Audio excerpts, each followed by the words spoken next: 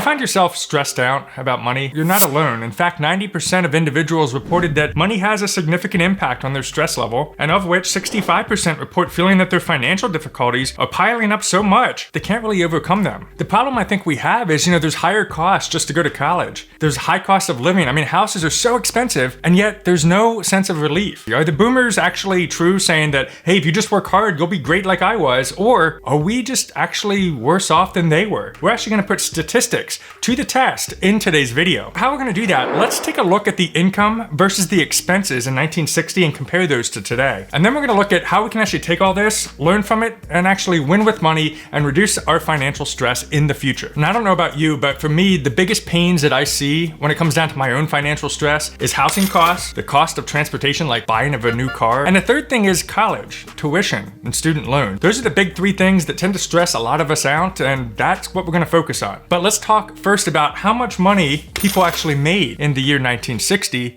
compared to today. Well, did you know the average salary in the year 1960 was $5,400? Now, if I take that and I compare that to today's dollars, that's roughly $53,000 in today's money. Today's average salary is $54,132. We've only really increased salaries by about $1,132 in relative money from 1960 until today. That's like nothing compared to the costs that are going up. Well, it gets even more interesting when we stack up the housing, the cars, and the tuition. Buckle up. Let's start first with houses. Take a look at that, and then we'll move on to transportation and tuition. A house in 1960 cost $11,900 to buy brand new.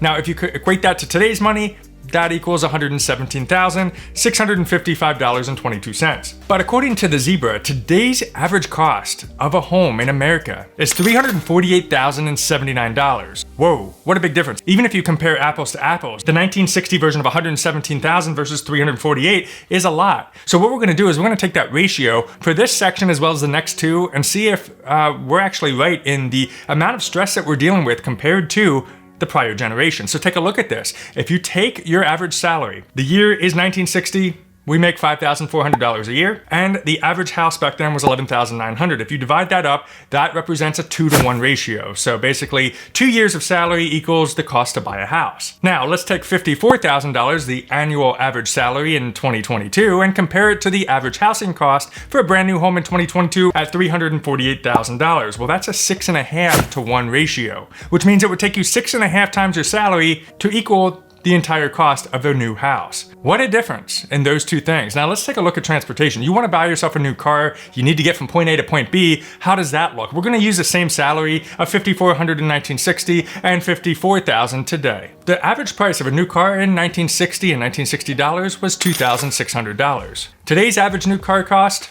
$48,043. So if we take the car cost in 1960, that's a 0.5-to-1 salary ratio. That means only half of your annual salary could buy you a brand new car back in 1960. Compare that to today, a 0.88-to-1. Now sure, it's not a full salary, but it's pretty much there. Just to buy a brand new car, to get to work, to make money. Now, if you feel a little bit stressed out just hearing these numbers, that's adding to your financial stress, don't worry, we're gonna get to the part where we talk about how we can actually take this information and apply it so we can get better at our finances. Now the big one, college cost. If you go to college, it costs way too much money. In my opinion, in 1960, the average college cost actually rose up because the tuition and the demand for college started picking up in the year 1960. So let's take a look at that. At a $5,400 annual salary, the average cost of tuition for 1 year that included tuition, room, and board, it cost a total of $2,015. And that's not too bad because that only represents a 0.37-to-1 ratio, 0.37 of your annual salary of $5,400. Let's take a look today in 2022, 1 year of college at a moderate school, not even an Ivy League, just a moderate school, with tuition, room, and board is $22,690. That's a 0.42-to-1 ratio in today's time. So there's no wonder that we're stressed out more about money. If you look at the stats, the actual figures that we have up here, there's a big difference between our salary to the cost that we're paying. It was a little bit easier to get by, especially on housing back in 1960 than it is today. And it doesn't mean that we're making more money because relative terms are relative terms. We're comparing apples to apples here. The data's kind of shocking, don't you think? But I don't know about you, but I always want to find a way to win anyway. You can set as many obstacles in front of us as you want.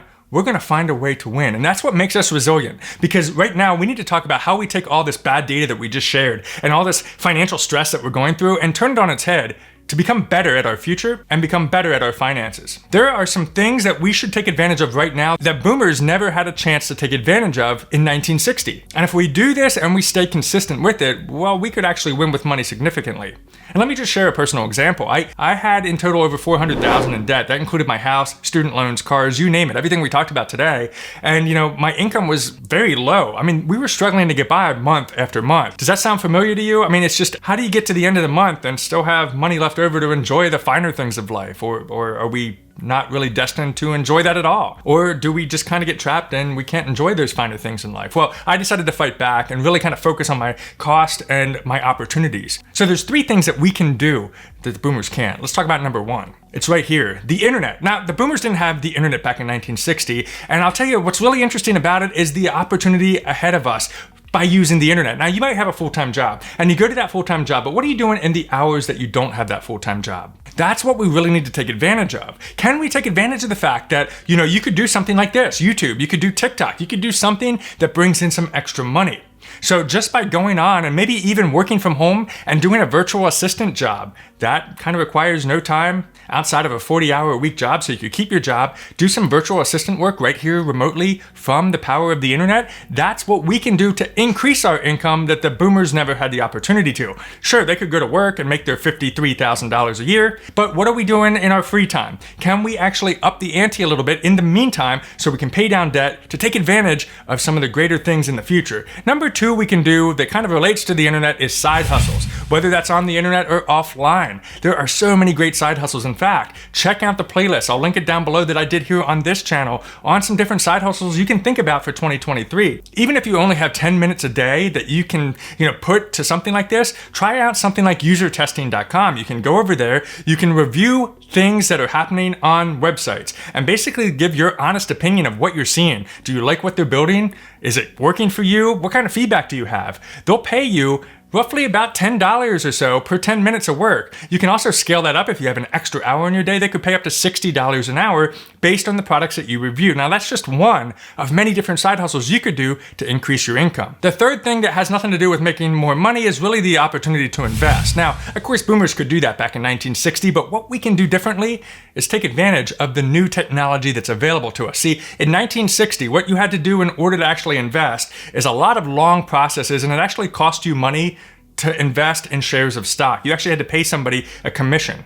And that lasted up until right around 2009 to 2013 when apps such as Robinhood and Webull came out and they stopped charging commission. So it was commission-free trades. You could go on, you could buy a share of stock and not have to worry about the commission costs as you used to. Now, I actually played around with this in the past. I had an account that it was like 2009 and I had to pay $9 every time I wanted to buy a share of stock. So if the stock was only like $20, I had to pay an additional $9 just in commissions to buy that share. Well, no longer do we have to do that. So getting started with investing today is really a smart way to get yourself growing. We talk a lot about dividends on this channel, and think about this. If you buy into dividend-paying stocks, you don't have to do any work to earn those dividends. As long as you earn those shares of stock, they pay you based on how many shares you own, either on a monthly, quarterly, or a yearly basis. You can click the link above. I'll include some of the dividend stocks you can take a look at for the future, and all you have to do is invest your money into that and let that grow over time.